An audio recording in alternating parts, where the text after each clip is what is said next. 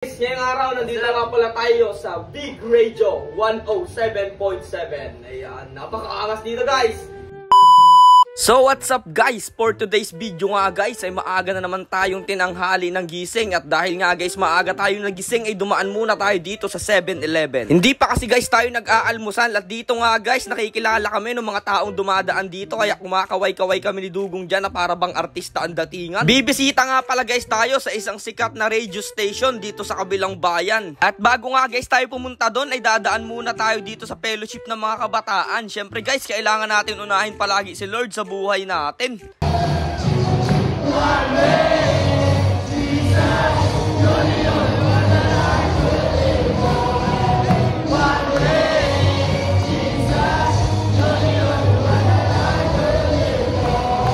Siyempre, shoutout nga pala sa mga solid followers natin dyan na nakilala kami at nagpa-picture sa amin. After nga guys nung fellowship ay nandito na nga pala guys tayo sa radio station at dali-dali na tayong winelcome dito ng isang tropa natin na vlogger din na si Kabahag. Nandito nga pala guys ngayong araw tayo sa Big Radio 107.7. Ayan guys, grabe. Ngayong araw, nandito nga pala tayo sa Big Radio 107.7.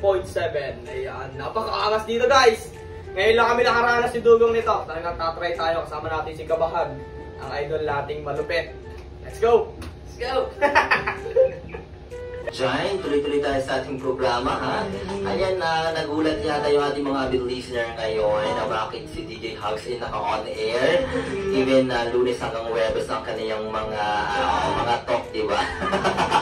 Pero syempre, napaka-special ng ating araw ngayon. Dahil sa araw ngayon ay meron tayong guest, diba? Ayan, syempre si DJ Hugs ay may mga kaibigan na kanyang ipakikilala.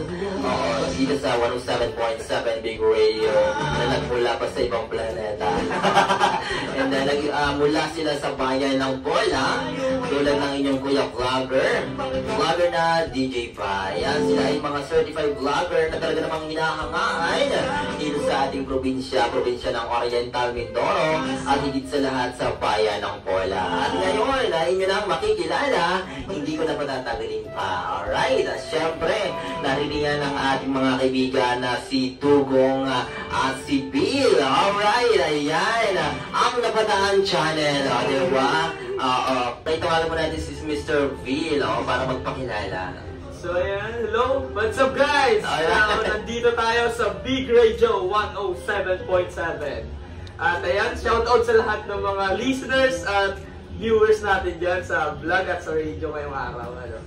At nandito nga tayo sa bayan ng Bungabong at binisita natin ang isa sa pinakang sikat dito sa bayan ng Bungabong na si Kabahag or si DJ Hugs nyo. Let's go! Oo, nagulat naman ako doon sa sikat. Pang ano lang tayo, pang intramuras. Ayun, si Mr. Dugong naman. Kahit konti lang, pasilip ng yung boses. Hello sa inyo lahat. Ako nga pala si Dugo. Kasama namin si Kabahag. DJ na, pogi na. Ano ba ang mga content ni Mr. Dugong at ni Mr. Bill para sa mga hindi pa nakakaalam? So ayan ang mga content namin guys ay tungkol sa adventure at panghuli sa tunay na buhay ng mga seafoods. At kung sa mga seafoods lover kayo ay nagugustuhan nyo lagi manood, pumunta lang kayo sa channel namin. Ayan. Yun, nakaka-good vibes. Yes, laging supporters din ako ng Napadaan Channel. Lagi 122,000 followers natin sa Facebook at 110,000 followers natin sa TikTok. Ayan. Wow! Road to 1M na yan this 2024.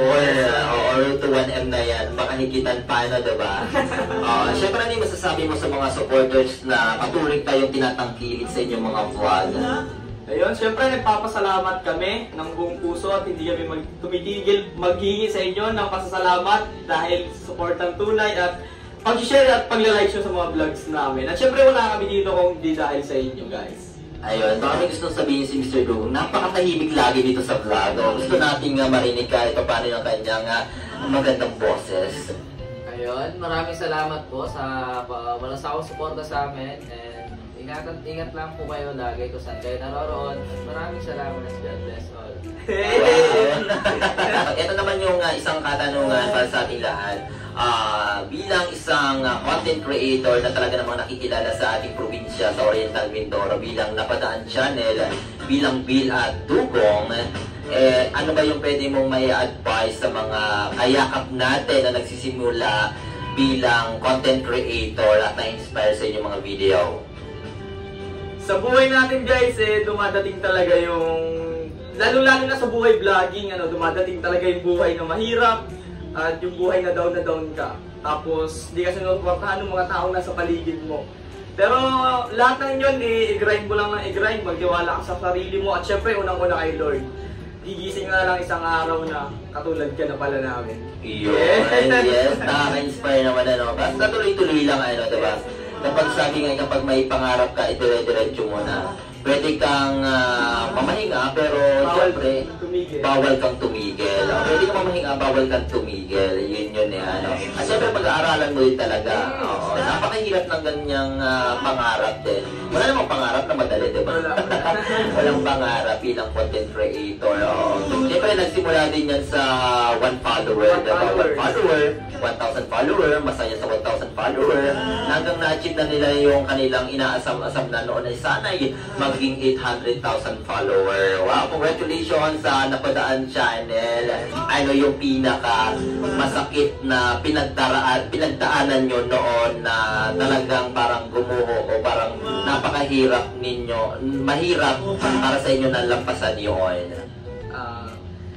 Sa almost 2 years namin pagbablog guys, kumbaga guys, walang nangyari, walang nahita, or wala talagang patutunguhan, as in, sumugal ka na hindi mo alam kung mananalo ka. Yun ba? Yun yung pinakamahirap, tapos yung nasa paligid mo, yung mga tao, mas hindi sila naniniwala doon sa kakayanan mo, pero as long na naniniwala ka doon sa kakayahan mo, kaya mong magawa yung mga bagay na gusto mo.